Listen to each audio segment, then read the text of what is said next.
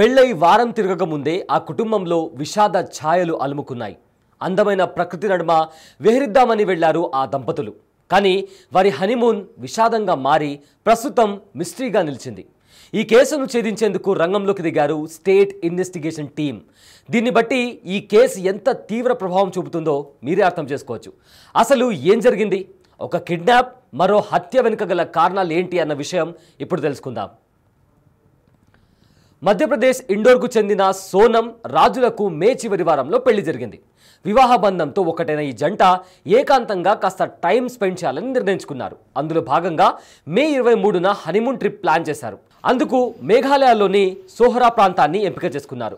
సోహరా అంటే దట్టమైన అడవులు, జలపాతాలు, చుట్టూ చెట్లతో ఆహ్లాదకరంగా ఉంటుంది.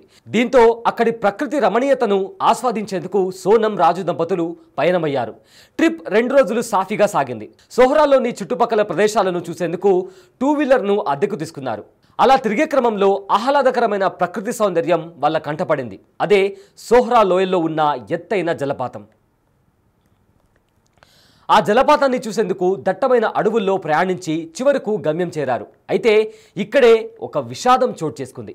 ఏమైందో ఏమో తెలియదు, కానీ సీన్ కట్ చేస్తే హనీమూన్కు వెళ్లిన వారం రోజుకు సోనం భర్త రాజు జలపాత లోయల్లో శవమై తేలాడు. కుళ్ళిన మృతదేహాన్ని చూసిన స్థానికులు పోలీసులకు సమాచారం ఇచ్చారు. రంగంలోకి దిగిన పోలీసులు సస్పీషియస్ డెత్గా కేసు నమోదు చేసి ఇన్వెస్టిగేషన్ స్టార్ట్ చేశారు. పోలీసుల దర్యాప్తులో సంచలనమైన విషయాలు వెలుగులోకి వచ్చాయి. రాజు చేతికి ఉన్న టాటూ ఆధారంగా ఇన్వెస్టిగేషన్ ప్రారంభించారు. మృతులు ఇండోర్కు చెందిన వారిగా గుర్తించారు. రాజు మృతి గురించి బంధువులకు సమాచారం ఇచ్చారు పోలీసులు. హనీమూన్కు వెళ్లిన ఇద్దరిలో ఒకరు శవమై కనిపించడంతో హత్య కేసుగా పరిగణించాలని కుటుంబ సభ్యులు డిమాండ్ చేస్తున్నారు. అలాగే రాజు పర్సు, చేతికున్న వజ్రాల బ్రాస్లెట్ కనిపించడం లేదని ఆరోపిస్తున్నారు కుటుంబ సభ్యులు.